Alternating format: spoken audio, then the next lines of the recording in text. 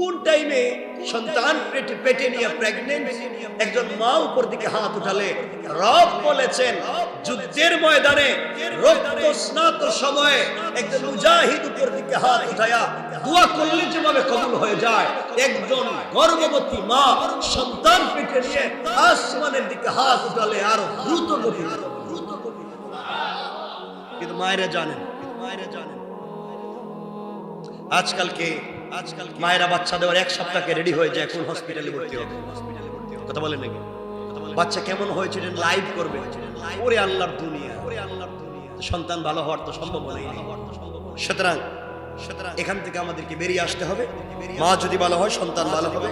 2 নম্বর হচ্ছে ওমর ফারুক বলছেন সন্তান জন্ম নেওয়ার পরে 2 নম্বর কাজ হচ্ছে সন্তানের জন্য ডান কানে আযান দিয়ে বাম কানে ইকামত দিয়ে তার জন্য একটা সুন্দর নাম রাখা। কারণ নামের একটা প্রভাব আছে, নামের একটা আসর আছে। রাসূল পাক মাঝে মাঝে মানুষের নামকে পরিবর্তন করে দিতেন। আমরা এখন আরবি নাম রাখি, ভালো আমরা আরবি নামের প্রতি দুর্বল, আরবি নাম রাখি, এটা ভালো কাজ। সব আরবি নাম তো আর ভালো হওয়ার কথা না।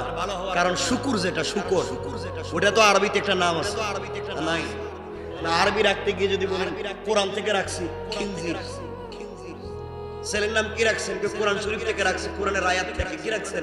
খিনজির রাখছে। তো আপনি শুকরের নাম রাখলেন। নামের অর্থ কি? নামের মৌলিকত্ব কি তা দেখে আপনি নাম রাখবেন।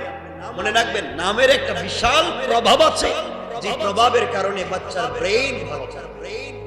কথা বুঝতে পেরেছেন?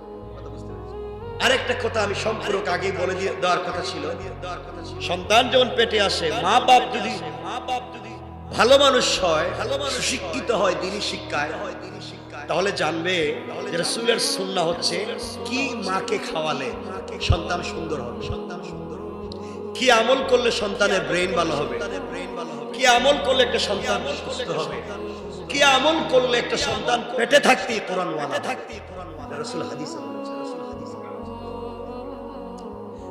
1 নাম্বার মা নির্বাচন করা, আর 2 নাম্বার হচ্ছে সুন্দর নাম রাখা এবং সন্তানের ডান কানে আযান দিয়ে বাম কানে ইকামত দেওয়া। দুর্ভাগ্য হচ্ছে আমরা তো আযান অনেকে দেই না। আমাদের ঝুশের ঠেলায় আযান দিই কই? বাড়ির গেটে, না হয় হসপিটালের দরজা। ওখানে আযান দেওয়ার তো কথা নেই, কথা হচ্ছে আযান দিবেন কানে। কোথায়? 3 নাম্বার হলো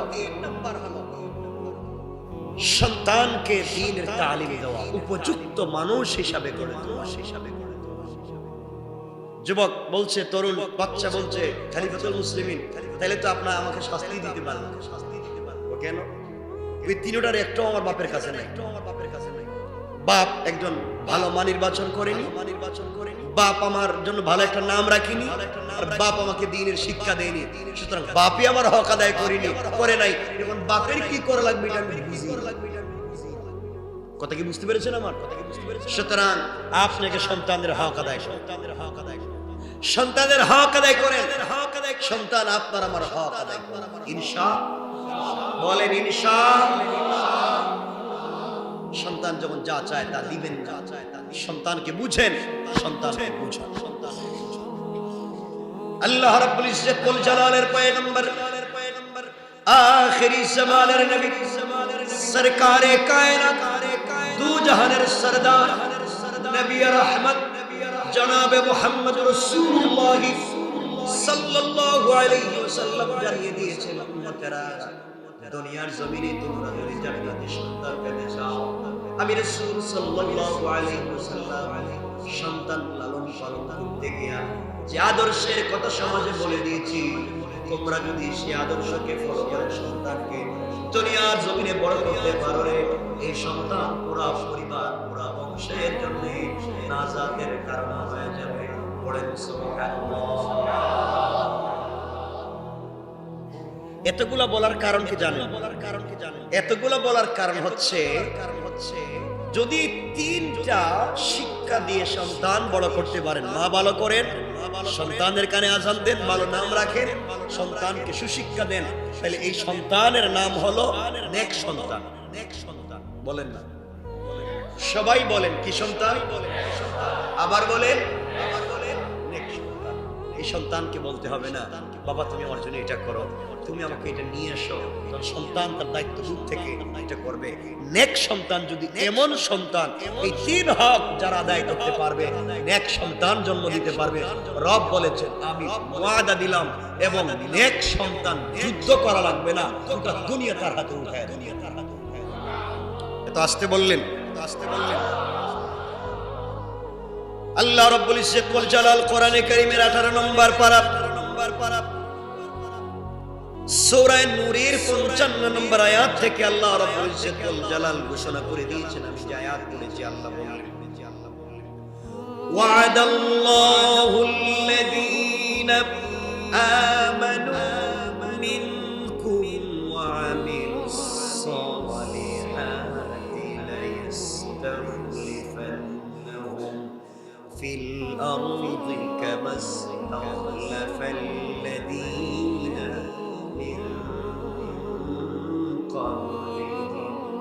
আল্লাহ রাব্বুল ইজ্জত ওয়াল জালাল বললেন তোমাদের মধ্যে যারা বিশ্বাস স্থাপন করেছে, তোমাদের মধ্যে যারা বিশ্বাস স্থাপন করেছে এবং নেক আমল করেছে, নেক সন্তান হয়েছে, এই তিন শিক্ষার মাধ্যমে যারা দুনিয়ার জমিনে নেক সন্তান হবে, আল্লাহ রাব্বুল ইজ্জত ওয়াল জালাল বললেন এমন সন্তানকে আমি আল্লাহ দুনিয়ার জমিনে দিব তিনটা পুরস্কার, আর ইন্তেকালের পরে হিসাব ছাড়া তাকে দিলেন জান্নাতুল ফেরদৌস। পড়েন সুবহানাল্লাহ। তাহলে আমাদের জিন্দেগির পর আর প্রতিজ্ঞা, আমাদের জিন্দেগির টার্গেট জান্নাতুল ফেরদৌস কিনা? বলেন জান্নাতুল। সবাই বলছেন না কেন? আমরা কি জান্নাতে যেতে চাই কি চাই না? আপনি ভাবছেন আমি তো আরো কিছুদিন পরে ইবাদত শুরু করব। আরে ভাই, কত জওয়ান মানুষ মরে যাচ্ছে, সকালে দেখা হচ্ছে বিকালে নাই। কত মানুষ বিয়ের কাপড় কিনতে গিয়েছে, রাস্তায় রোড অ্যাক্সিডেন্ট করে মারা গিয়েছে। কত মানুষ বউ উঠাতে গিয়ে সে নদীতে ডুবে মরে গিয়েছে। কত মানুষ গোসল করতে গিয়েছে, ওখানে হার্ট অ্যাটাক হয়ে মরে গিয়েছে। সেটা নাই? তুমি আজকে বৈশ্বিক এই দুনিয়ায় আপনি খবর নেন, দেখবেন হার্ট অ্যাটাক, ব্রেন স্ট্রোকে অধিকাংশ জওয়ান মানুষ মারা যাচ্ছে। কথা বলেন না, অধিকাংশ জওয়ান মানুষ। এই জন্য আল্লাহ রাব্বুল ইজ্জত ওয়াল জালাল বলছেন সন্তানকে যদি কয়টা শিক্ষা, কয়টা? এক নাম্বার, সন্তান নির্বাচন করার আগে নির্বাচন করতে হবে শ্রেষ্ঠ। বলেন না শ্রেষ্ঠ। দুই, ভালো নাম এবং সুন্নত, ডান কানে আযান বাম কানে ইকামত।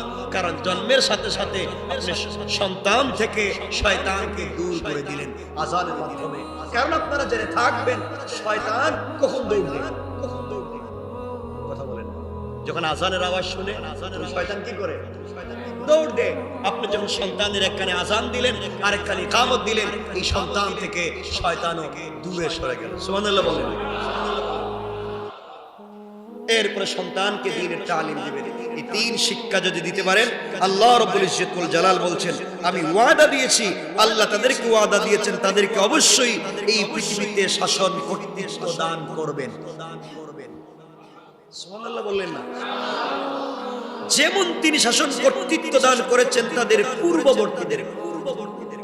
পূর্ববর্তীকে আজিজুল কারনাইন, পূর্ববর্তীকে হযরত সুলাইমান আলাইহিস সালাতু ওয়াস সালাম গোটা দুনিয়ার বাদশা ছিলেন, নাকি ছিলেন না? হযরত সুলাইমানের রাজ সিংহাসন, সংসদ ভবন কোথায় ছিল? বলেন, বাইতুল মুকাদ্দাস। কোথায় ছিল? আমরা দেখবো কোথা নিয়ে আসবো ইনশাআল্লাহ। বাইতুল মুকাদ্দাস। সুলাইমান আলাইহিস সালাতু ওয়াস সালাম বাইতুল মুকাদ্দাস থেকে গোটা দুনিয়া শাসন করেছেন। সুবহানাল্লাহ বলেন। আমরা তখতে সুলাইমানি বলতে যা চিনি, এর অবস্থান ছিল বাইতুল মুকাদ্দাস। সুতরাং এখান থেকে হযরত সুলাইমান আলাইহিস সালাম গোটা দুনিয়া রাজত্ব করেছেন। আল্লাহ বলছেন তোমরা যদি তিন কাজ করে সন্তানকে নেক শিক্ষা দিয়ে উপযুক্ত করতে পারো, আমি তোমাদেরকে শাসন কর্তৃত্ব দান করব, যেভাবে তোমাদের আগের লোকদেরকে দিয়েছিলাম। আগের লোকদেরকে বাইতুল মুকাদ্দাস থেকে গোটা দুনিয়া শাসনের সুযোগ দিয়েছিলেন, আমরাও যদি সন্তানদেরকে তৈরি করতে পারি, আল্লাহ ইঙ্গিত করতে চান আমি আবারও বাইতুল মুকাদ্দাস থেকে গোটা দুনিয়াকে শাসন করার সুযোগ করে দেব ইনশাআল্লাহ। বলেন কিন্তু আমরা সেখান থেকে দূরে চলে যাচ্ছি। আমরা সেই সিস্টেম থেকে, সেই দিন থেকে, সেই আদর্শ থেকে, সেই কৌশল থেকে, দিন শিক্ষা দেয়া থেকে দূরে চলে যাচ্ছি। দূরে শুধু মায়ের খাচ্ছি, শুধু মায়ের। আমি কি কথা বোঝাতে পারতেছি? আল্লাহ বলছেন এক পথের কথা, আপনি চলছেন আরেক। সুতরাং আল্লাহ বলছেন আমি তোমাদেরকে শাসন কর্তৃত্ব দান করব। এই কথা বললে আল্লাহ যদি থেমে যেতেন তাহলে আমরা একটা কথা বুঝতাম। তিনি বলছেন যেভাবে তোমাদের আগেকার তোমাদের আকাবিরদেরকে গোটা দুনিয়ার রাজত্ব দিয়েছি, তোমাদেরকে এভাবেই দিব। আমাদের আগেকার আকাবির সুলাইমান আলাইহিস সালামকে গোটা দুনিয়ার রাজত্ব দিয়েছিলেন, আর তার সংসদ ছিল বাইতুল মুকাদ্দাস। সুবহানাল্লাহ বললেন না? আল্লাহ বুঝাতে চান আমি আবার দিতে পারি। কি পারি? কথা বলছেন না কেন? ওয়াদা করছেন কে? সবাই বলেন। আপনাদের কি বিশ্বাস হয় যে আল্লাহর ওয়াদা মিথ্যা হবে? কথা বলেন। আল্লাহর ওয়াদা সত্য। সূর্য একদিন ডুবে যেতে পারে, সূর্য একদিন ধ্বংস হয়ে যেতে পারে, আসমান জমিন ভেঙে চুরে চুরমার হয়ে যেতে পারে, কিন্তু আল্লাহর একটা কথাও দেখছে না। সুতরাং রব বলেছেন আমি দিব, কিন্তু দেওয়ার শর্ত একটাই, নেক আমল দিয়ে সন্তানকে উপযুক্ত মা দিয়ে উপযুক্ত পিতার মাধ্যমে সুসন্তান তৈরি করে নেক আমল শিক্ষা দাও, তার হাতে আমি দিতে চাই। আমরা সে পথে যাচ্ছি। এরপর আল্লাহ বলছেন এক নাম্বার পুরস্কার, পুরা দুনিয়ার ক্ষমতা দিবেন। কি দিবেন? আসতে বললেন পুরা দুনিয়ার। কিসের? পুরা দুনিয়ার, যেখান থেকে সূর্য উঠে আর যেখানে গিয়ে সূর্য ডুবে, আল্লাহ বলছেন পুরা দুনিয়ার ক্ষমতা দিবেন। জোরে বলেন না।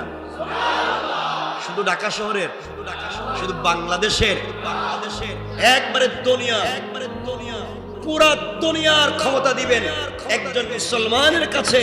যেই সন্তানকে নেক সন্তান গড়ে তুলতে পারবেন, আল্লাহ বলছেন ওয়াদা দিব, অল্প অল্প করে নয়, অর্ধেক করে নয়, পুরা দুনিয়া দিব।